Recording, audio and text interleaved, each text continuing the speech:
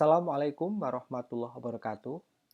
Rekan-rekan mahasiswa maupun netizen yang menyaksikan tayangan ini, terima kasih sudah mengklik channel ini dan saya akan melanjutkan pembahasan mengenai perencanaan media, khususnya pentingnya survei bagi pembaca media cetak maupun media online. Ada satu pertanyaan yang muncul, apa alasan orang masih mau membaca koran? Padahal di materi sebelumnya saya sudah menjelaskan bahwa penetrasi media cetak dari waktu ke waktu semakin menurun. Artinya pembaca media cetak di Indonesia saat ini terus berkurang jumlahnya. Namun, koran sebagai salah satu produk dari media cetak masih mendapatkan tempat di hati para pembacanya. Inilah sejumlah alasan mengapa orang masih membaca koran. Pertama, nilai berita di koran bisa dipercaya di mata pembaca. Elemen trust terhadap konten berpengaruh terhadap iklan yang ada di koran. Berdasarkan risetnya AC Nielsen, koran menjadi media beriklan untuk produk yang butuh trust atau kepercayaan seperti perbankan dan asuransi. Sebagaimana kita tahu, produk-produk perbankan maupun asuransi adalah produk yang sangat mengandalkan trust dari para nasabahnya. Ingat, konsumen perbankan maupun konsumen produk asuransi disebut dengan nasabah. Mereka rela meletakkan uangnya atau menaruh uangnya di bank atau membayarkan sejumlah premi setiap bulan untuk membeli polis asuransi tertentu. Nah, supaya mereka mau menjadi nasabah di sebuah bank atau di sebuah perusahaan asuransi, tentu mereka butuh informasi yang relevan dan informasi yang bisa dipercaya. Kemana mereka bisa mendapatkan informasi yang relevan dan bisa dipercaya? Ternyata sumbernya adalah koran.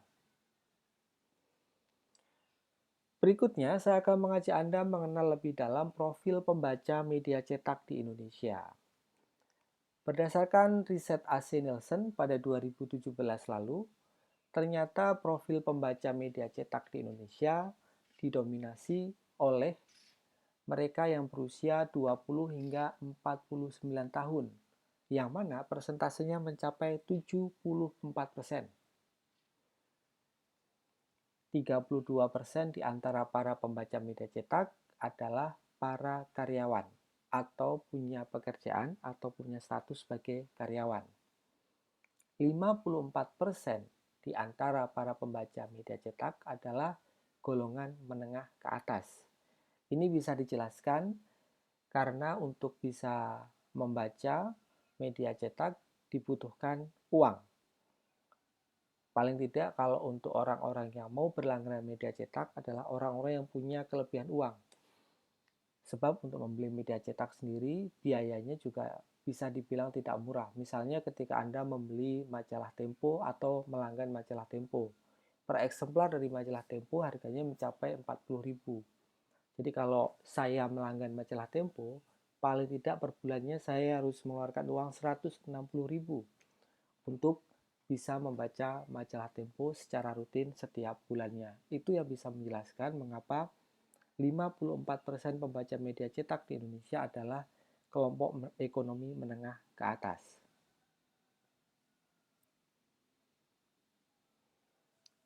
Berikutnya, terkait dengan profil pembaca media cetak, diketahui juga ternyata pembaca media cetak merupakan pembuat keputusan dalam rumah tangga untuk membeli sebuah produk. Persentasenya mencapai 36%. Pembaca media cetak memiliki hobi membaca buku. Pembaca media cetak lebih cenderung menyukai traveling.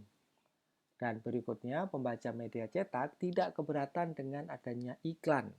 Iklan menjadikan mereka tahu adanya produk baru. Ini mungkin berbeda dengan karakter pemirsa televisi. Pemirsa televisi justru membenci iklan, karena tayangan iklan seringkali memotong tayangan favorit yang sedang mereka saksikan, bukan? Nah, 65% pembaca media cetak mengakses internet dari smartphone dan menghabiskan waktu selama 3 jam dalam sehari. Itulah tadi teman-teman profil pembaca media cetak di Indonesia.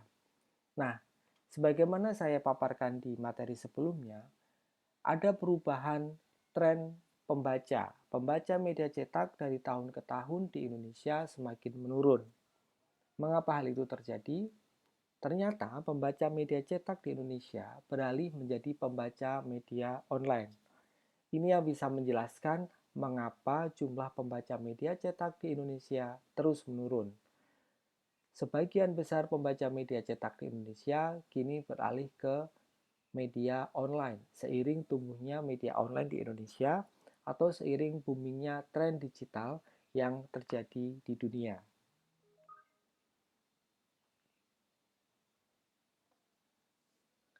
Berdasarkan riset AC Nielsen, ada 6 juta pembaca berita versi digital di Indonesia. Penetrasinya di atas penetrasi pembaca media cetak, yakni mencapai 11%. Apakah Anda masih ingat berapa penetrasi pembaca media cetak di Indonesia? Oke, betul. Jawabannya adalah 8%.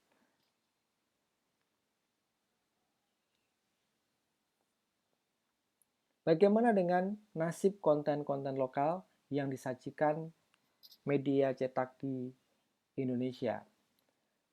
Kalau kita merujuk ke kebiasaan pembaca di Makassar, diketahui di Makassar 80% responden yang diriset oleh AC Nielsen membaca berita dari koran. Kemudian 20% responden mengaku hanya membaca informasi atau berita dari internet. Ini bisa menjelaskan bahwa di satu daerah tertentu, pembaca korannya persentasenya masih jauh lebih besar dibandingkan pembaca berita dari internet. Nah, sekarang kita beralih ke survei pembaca media online. Berdasarkan survei akses media pada Gen Z atau generasi Z yang dilakukan oleh salah satu media online di Indonesia, diketahui bahwa ternyata kalau kita melihat grafik ini, 26,1% Gen Z yang menjadi responden dalam survei ini lebih menyukai mengakses informasi dari browser. 35,2% lebih menyukai mengakses informasi dari media sosial. Jadi tidak usah heran kalau saat ini media sosial menjadi primadona. Berdasarkan survei ini kita bisa melihat bahwa 35,2% Gen Z menyukai mengakses media sosial. Baru kemudian diikuti dengan menyukai mengakses browser. Apa itu browser? Browser itu adalah peramban di internet, mulai dari Google, kemudian bisa juga Yahoo, untuk mengakses informasi atau berita-berita yang ditayangkan di media-media online. Berikutnya, di urutan ketiga, Gen Z lebih menyukai menonton atau menyaksikan tayangan-tayangan di televisi. Persentasenya mencapai 14,4%. Berikutnya di urutan yang keempat, 14,1% Gen Z menyukai mengakses informasi dari Messenger atau aplikasi-aplikasi Messenger. Urutan berikutnya ada YouTube. YouTube saat ini menjadi salah satu primadona bagi Gen Z untuk mendapatkan hiburan maupun mencari inspirasi dan menggali informasi-informasi sesuai selera mereka. Dan kita bisa lihat persentase yang sangat kecil, yakni hanya 1,7% Gen Z yang mengakses koran.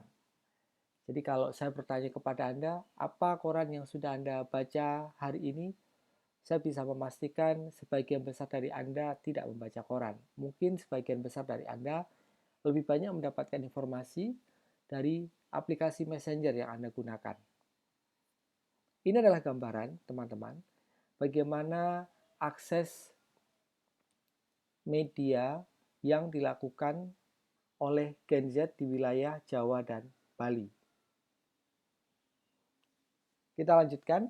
Nah, Anda sudah tahu kan media mana yang melakukan survei terhadap akses media Gen Z. Penyelenggara survei ini adalah tim riset dari tirto.id. Berdasarkan hasil risetnya tirto.id, teman-teman, kita bisa membaca di sini media sosial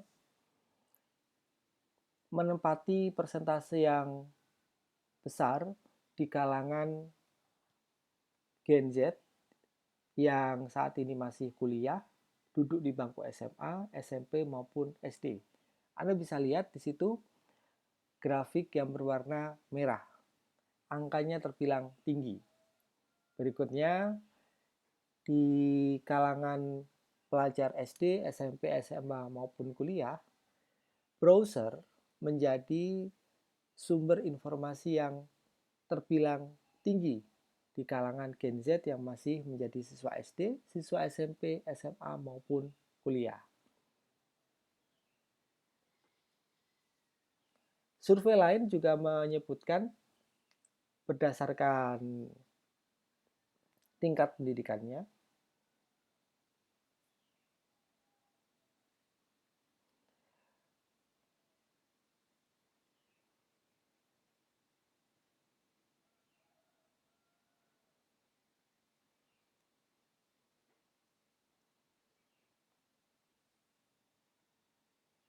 pembaca berita online pada 2017 menurut tingkat pendidikannya, teman-teman, 60,79%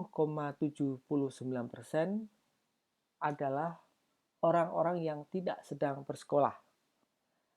Kemudian sarjana, persentasenya hanya 19,1%, maaf 19,01%.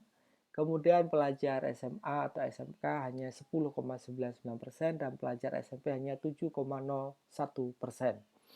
Ini adalah survei lanjutan terkait dengan perilaku masyarakat Indonesia dalam membaca berita online menurut tingkat pendidikannya. Bagaimana dengan menurut generasinya? Oke, pembaca berita media online di Indonesia menurut generasinya saat ini didominasi oleh generasi Y yang mencapai 44,61%. Jadi kalau ditanya siapa sebenarnya pembaca berita media online, yang paling banyak adalah generasi Y, yakni generasi yang lahir pada tahun 1981 hingga 1996. Disusul oleh generasi Z. Generasi Z ini persentasenya mencapai 35,48%. Siapa itu generasi Z? Generasi Z adalah mereka yang lahir dari tahun 1997 hingga 2012. Tidak lain dan tidak bukan, generasi Z ini adalah Anda, teman-teman. Anda adalah Gen Z dan Anda adalah generasi yang menurut survei pada 2017 menjadi generasi yang terbilang besar mengakses informasi dari media online. Sisanya Anda bisa lihat generasi X, yakni generasi yang lahir pada 1965 sampai 1980. Persentasenya mencapai 16,98%. Kalau dilihat dari tempat tinggalnya, ternyata mereka yang membaca berita versi digital, kebanyakan tinggal di perkotaan. Persentasenya adalah 74,7% dan di perdesaan mencapai 25,3%. Nah, rekan-rekan, berdasarkan profil dari pembaca ini, kita bisa memahami bahwa pembaca berita versi digital atau pembaca berita online masih didominasi oleh orang-orang yang tinggal di kawasan perkotaan. Sementara mereka yang tinggal di kawasan perdesaan masih jauh lebih kecil persentasenya dalam mengakses media online. Data-data ini bisa memandu kita untuk memahami sebenarnya seperti apa pembaca berita media online di Indonesia. Bagaimana kalau menurut jenis kelamin? Riset Lokadata menunjukkan bahwa laki-laki masih lebih dominan dibandingkan perempuan dalam mengakses berita online. Jadi kalau kita melihat persentase di sini,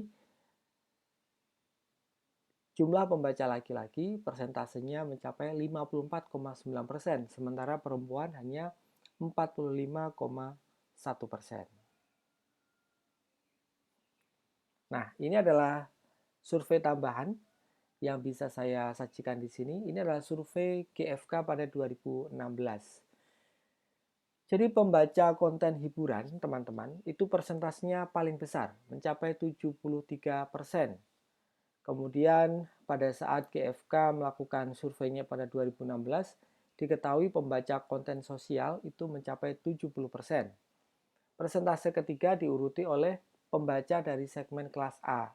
Segmen kelas A ini adalah segmen kelas menengah ke atas. Persentase pembacanya mencapai 60%. Diikuti perilaku lain yang menunjukkan bahwa pencarian berita masih menggunakan search engine. Persentasenya mencapai 31%.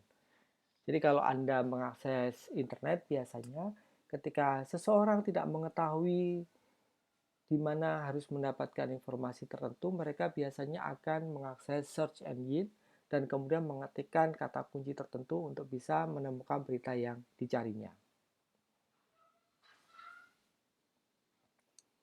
Dari paparan ini kita bisa mengetahui, teman-teman mahasiswa, survei pembaca perlu dilakukan untuk mengetahui perilaku konsumen media. Dengan mengetahui siapa pembacanya, redaksi bisa merencanakan konten media secara lebih baik. Survei pembaca juga perlu dilakukan untuk meningkatkan daya saing. Terima kasih sudah menyaksikan tayangan ini dan semoga tayangan ini bermanfaat untuk Anda dalam memahami bagaimana sebenarnya perencanaan media itu diaplikasikan atau diterapkan dalam penyajian-penyajian konten di media cetak maupun di media online. Dengan mengetahui siapa pembaca media cetak dan dengan mengetahui siapa pembaca di media online, pengelola media cetak maupun pengelola media online bisa mengetahui perilaku pembacanya, termasuk usia pembacanya. Usia pembaca ini akan sangat menentukan konten atau jenis tayangan yang akan disuguhkan kepada mereka. Terima kasih sudah menyaksikan. Wassalamualaikum warahmatullahi wabarakatuh.